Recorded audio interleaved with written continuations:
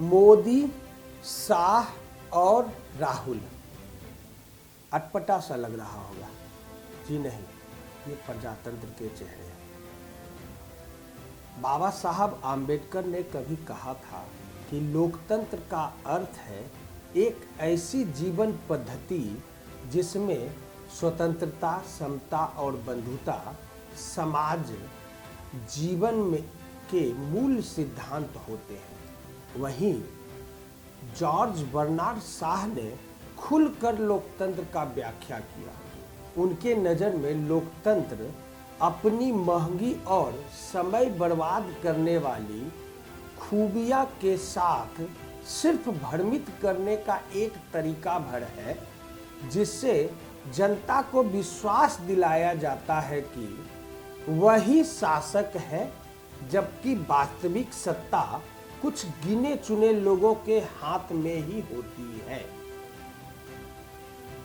उपरोक्त दोनों कथन एक दूसरे के विरुद्ध होने के बाद भी लोकतंत्र की व्यापकता को इंगित करने के लिए पर्याप्त है। आज लोकतंत्र शब्द राजनीतिक शब्दावली के सर्वाधिक इस्तेमाल किए जाने वाले शब्दों में से एक है। यह महत्वपूर्ण अवधारणा है जो अपनी बहुआयामी अर्थों के कारण समाज और मनुष्य के जीवन के बहुत से सिद्धांतों को प्रभावित करता है।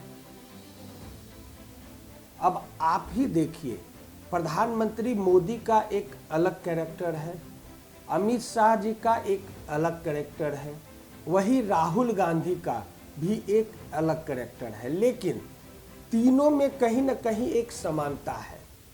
तीनों में आपाधापी लगा हुआ है। दो एक साथ होकर तीसरे से कंपटीशन कर रहे हैं।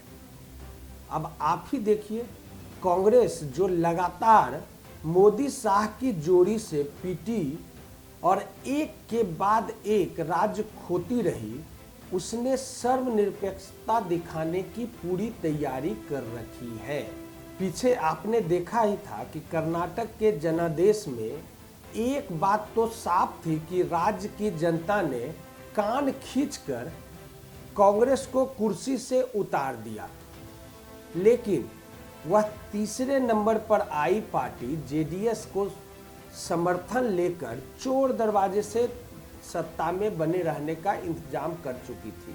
कांग्रेस के हिसाब से ये लोकतंत्र की जीत थी। जब इसी फॉर्मूले से बीजेपी सत्ता में आई थी तो ये ईमानदारी थी।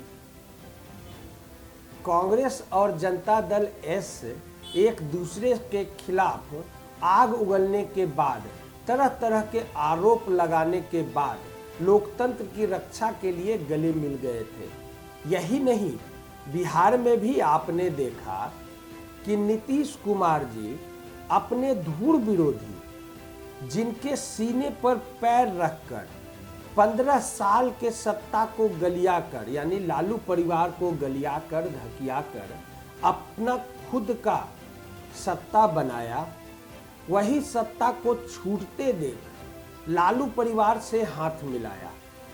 यही नहीं, जब उनकी अपनी ही साख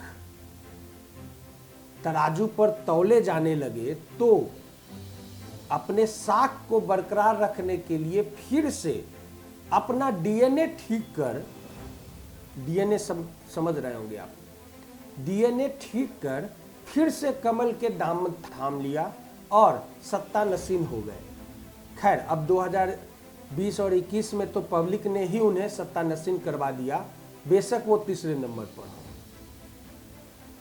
कुछ ऐसा ही पिछले सालों में बेईमानी, धोखाधड़ी और छल प्रपंच से कामयाबी पाने वालों की स्वीकार्यता लगातार बढ़ी है। जो कामयाब है वही सही है। आज ये फार्मूला मान्य है। इमरजेंसी लगाने वाली इंदिरा गांधी जनता सरकार की नाकामी के बाद 3 साल के भीतर ही 1980 में सत्ता वापस लेने में कामयाब रही थी। अगर वो समय की तुलना अभी की जाती और या वो दौर होता तो कहा जाता कि जनता ने इमरजेंसी के पक्ष में जनादेश दिया है। लेकिन ऐसा करने की हिमायत पहले कभी कांग्रेस ने नहीं की। अब का कांग्रेस कर जाए तो भरोसा नहीं, पर आज के सत्ता नशीन सीए एनआरसी हो या किसान का करोड़ों का हुजूम, उसको आतंकवादी कहने से भी गुरेज नहीं कर रहे हैं। परिणाम सामने है कि सत्ता वाले नेताजी घर घर जाकर किसानों को समझाने जा रहे हैं और झाड़ू खाकर लौट रहे हैं। 500 रुपये लीटर डीजल पेट्रोल खरीदने का दम्भ भरने वाला मदमस्त बंदा अपने दोस्त से चेहरा छुपाकर दूसरे गली से भाग रहा है, क्योंकि उसने उससे उधारी ले रखा है। पहले बेईमान आदमी के साथ कोई दिखना नहीं चाहता था, अब तो पेज 3 पर उसके साथ तस्वीरें न छपने पर लोग परेशान हो उठते हैं। सियासत ने समाज के इस बदले रुख को समझा है। यही वजह है कि धर्मनिरपेक्षता सर्वनिरपेक्षता में बदल चुकी है। अब जोखिम नहीं है। भ्रष्टाचार के आरोपियों की सियासी कीमत आखिरी बार शायद राजीव गांधी ने चुकाई थी, जब उनकी कैबिनेट में मंत्री रहे बेदाग छवि वाले विश्वनाथ प्रताप सिंह ने एक बड़ा आंदोलन करके बोफोर्स घोटाले के आरोपों के बाद उन्हें सत्ता से बेदखल कर दिया था। लेकिन इसके बाद से ऐसा दागदार लोग अक्सर कामयाबी ही हासिल करते रहे हैं। लालू हो या सुखराम हो, जिन्हें अदालत दोषी मान चुकी है।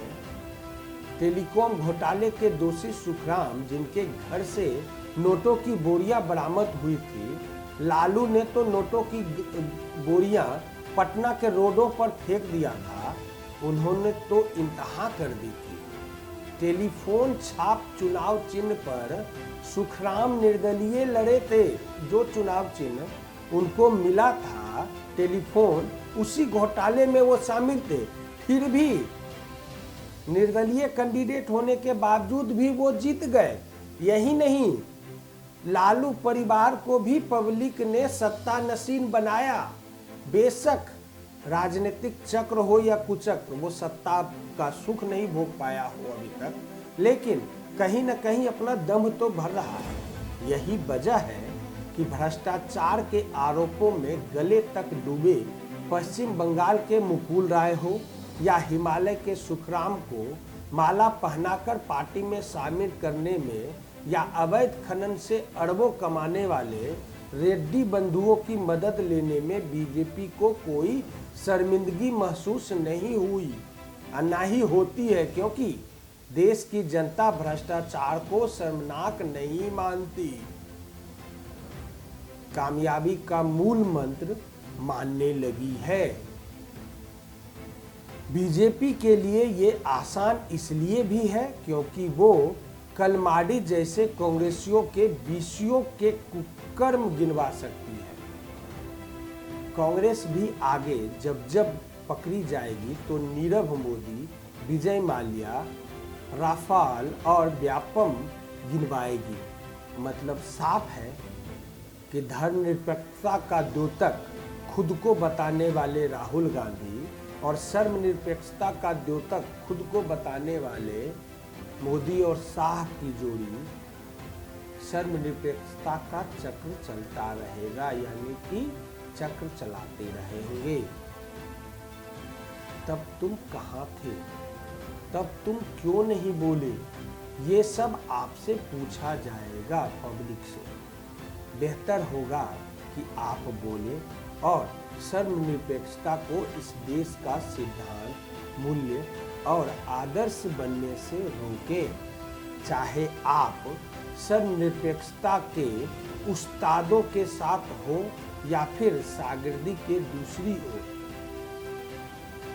यानी कांग्रेस हो या कम्युनिस्ट पार्टी हो या कोई अन्य दल के गठबंधन को अपवित्र बताने वाले अमित शाह ने जब गोवा और मणिपुर में यही किया था तो वह चाणक्य नीति के अनुरूप किया गया पवित्र यज्ञ था। कर्नाटक में सियासत का जो सस्ता और कैबरे डांस देखने को मिला था वो 2019 के सीने पे चढ़कर 2024 का वो रास्ता इख्तियार करता है। यानी 2024 के फिल्म का ट्रेलर मात्र था जिसमें नग्नता और फुहरता के कई आइटम नंबर देखने को मिली, क्योंकि ये चीज ना सिर्फ कर्नाटक में हुआ वरन बिहार में तो लगातार होता ही रहता है। यानी धर्मनिरपेक्ष सियासत मानती है कि यही पब्लिक डिमांड है और पब्लिक भी न जाने कब एक नहीं सभी पार्टियों से कहेगी सेम सेम। राजनीति को WWF की लड़ाई बनाने देने वाले जो जीता वही सिकंदर, यानी मारे सो मीर, और जो डर गया समझो मर गया। को अपना ध्येय वाक्य बनाने वाले नेताओं को शायद वही लोग रोक सकते हैं जो रिंग के चारों तरफ खड़े होकर उसका हौसला बढ़ाते हुए कूद रहे हैं। यानी दो खेमों में बटी देश की जनता, जिसे सिर्फ इस बात से मतलब है कि उसका पहलवान जीते, भले नियमों की भुरता चटनी बन जाए, परवाह नहीं। कोई जय श्री राम करेगा, अल्लाहू अकबर कोई नहीं करता हुआ दिख रहा है, लेकिन जय श्री राम सिया राम नहीं बन पा रहा है। राहुल गांधी आज अपने पूर्वजों के पदचिन्ह पर चलते हुए सड़क पर संघर्ष करते हुए दिख रहे हैं। आप साउथ इंडिया के किसी प्रारूप को देख लीजिए तो आप राहुल गांधी से प्रेम करने लगेंगे, लेकिन उसका दूसरा चेहरा वही अमित शाह और मोदी का एक चेहरा अभी आप बंगाल में देखेंगे तो वहां पे झूठ फरेब का एक ऐसा पैमाना बुनते हुए दिखेगा जो खेल का एक लेवल आगे ले जाने का प्रारूप है। परिणाम ये है कि राहुल गांधी को भी उनके पीछे पीछे मंदिरों या मस्जिदों में माथा टेकना ही पड़ रहा है। ये कहना कहीं से गुरेज नहीं होगा कि धर्मनिरपेक्षताओं के सुरमाओं ने हमारे समाज, हमारे वर्तमान नीति, हमारे आज के व्यवस्था को कलंकित कर ढेरों कीर्तिमान बना चुके हैं। उस कीर्तिमान को हर कोई तोड़ना चाहता है, चाहे वो जुगलजोड़ी हो या फिर राहुल गांधी का कर्मठता। दिखता तो ऐसा ही है। वैसे निर्णय तो आपको लेना होता है, निर्णय लीजिएगा समय पर। किसान को किसान समझिए, वो किसान ही है। नहीं तो ये मुखौटा, ये मुक्ता कभी किसी का परमानेंट नहीं रहा। तो जुगलजोड़ी और राहुल गांधी संभलने की जरूरत है।